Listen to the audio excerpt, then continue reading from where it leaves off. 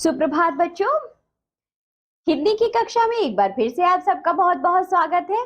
आज हम पढ़ेंगे पाठ नंबर 2 जिसका नाम है जहां चाह वहां राह। तो चलिए बच्चों इसे पढ़ते हैं।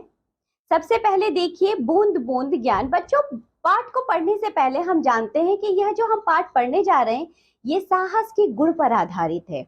यह इला नामक एक साहसी लड़की की कहानी है जिसने धैर्य और विश्वास के बल पर सफलता प्राप्त की है। अगर व्यक्ति अपना काम लगन और मेहनत के साथ करे तो वह एक ना एक दिन जरूर सफल होता है, भले ही वह व्यक्ति विकलांग ही क्यों ना हो। आइए पढ़ते हैं इला की कहानी। तो बच्चों पहले आप जरा देखिए बूंद बूंद ज्ञान। आत्मविश्वास सफलता का मुख्य रहस्य है, ये बात इमर्सन ने कही है। अगर खुद पर यकीन हो तो अंधेरे में भी रास्ते मिल जाते हैं। ये बच्चों किसी अज्ञातवास ने कही है, मतलब हमें ज्ञात नहीं है। चलिए हम इला की कहानी पढ़ते हैं। सबसे पहले देखिए बच्चों आपको एक चित्र दिया गया है, आइए पढ़ते हैं। मलमली धोती का बादामी रंग खिल उठा था, किनारों पर कसूती के टाकों से पिरोई हुई बेल थी। पल्लू पर भरवा टाके अपना कमाल दिखा रहे थे। सुनहरे रुपहले बेल बूटों से जान आ गई थी। मलमल में इन बेल बूटों को सजाया था इला सजाली ने। इला की हिम्मत की अनूठी मिसाल है ये कढ़ाई के नमूने। 26 साल की इला गुजरात के सूरत जिले में रहती है। उनका बचपन अमरेली जिले के राजाकोट गांव में अपना नाना के यहाँ बीता।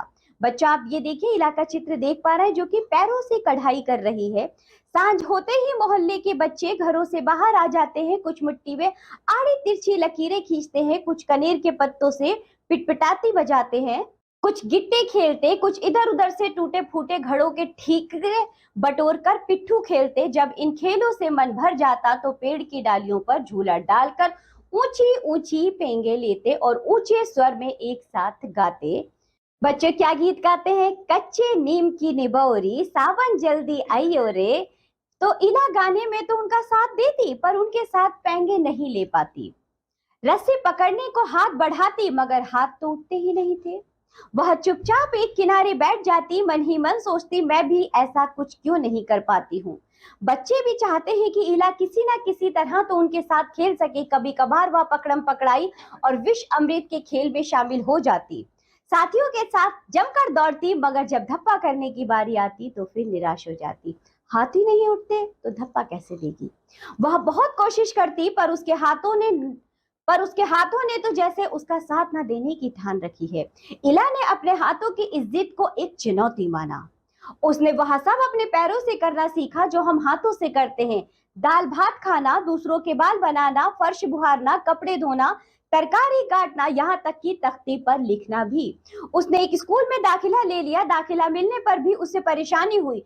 कहीं तो उसकी सुरक्षा को लेकर चिंता थी, कहीं उसके काम करने की गति को लेकर। किसी काम को तो वह इतनी फुर्ती से कर जाती कि देखने वाले दंग रह जाते, पर किसी किसी काम में थोड़ी बहुत परेशानी तो आती ही थी।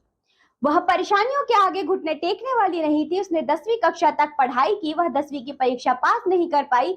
इला को यह मालूम ना था कि परीक्षा के लिए उसे अतिरिक्त समय नहीं मिल सकता। उसे ऐसे व्यक्ति की सुविधा भी मिल सकती थी जो परीक्षा में उसके लिए लिखने का काम कर सके। यह जानकारी इला को समय पर रहते मिल जाती तो कितना अच्छा रहता, उसे इस बात का दुख है।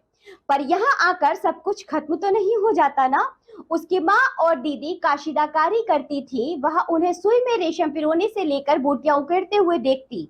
न जाने कब उसने काशीदकारी करने की ठान ली। यहाँ भी उसने अपने पैर के अंगूठों का सहारा लिया। दोनों अंगूठों के बीच सुई थाम कर कच्चा रेशम पिरोना कोई आसान काम नहीं था। पर कहते हैं ना, जहां चाह वहां रहा। उसके विश्वास और धैर्य ने कुदरत को भी झुठला दिया। 15-16 साल की होते होते इलिया काठियावाड़ी काशितकारी में माहिर हो चुकी थी। किस वस्त्र पर किस तरह के नमूने बनाए जाए, कौन से रंगों से नमूना खिल उठेगा और टाके कौन से लगेंगे, यह सब वह समझ गई थी। एक ऐसा समय भी आया जब उसके द्वार काढ़े गए परिधानों की प्रदर्शनी लगी। इन परिधानों में काठियावाड़ के साथ साथ लखनऊ और बंगाल भी झलक रहा था।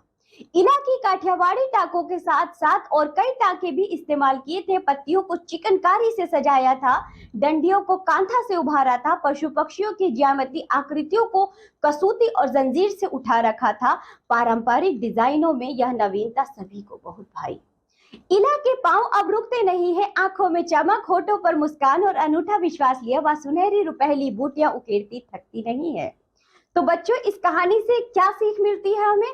यही कि जीवन में चाहे लाख कठिनाइयां या विपत्तियां आई, पर हमें घबराना नहीं चाहिए, उनका डटकर सामना करना चाहिए। तो बच्चों, आपने एक ऐसी लड़की की कहानी पढ़ी है, इला नाम की, जिसके हाथ काम नहीं करते थे, लेकिन वह सारे भी वह कार्य करती थी जो हाथों वाले व्यक्ति करते थे, वह सभी कार्य बच्चों वह अपने पैरों से करती थी। तो आप देख रहे हैं बच्चों, कितनी साहसी लड़की है इला। आप लोग भी बच्चों, कोई भी मुसीबत आए, कोई भी विपत्ति आए, उससे आपको घबराना नहीं है, डटकर सामना करना है और जीत हासिल करनी है। तो चलिए, इसी के साथ ये पाठ होता है यहाँ समाप्त। अब हम मिलेंगे आपसे अगली कक्षा में, तब तक के लिए बाय बच्चों।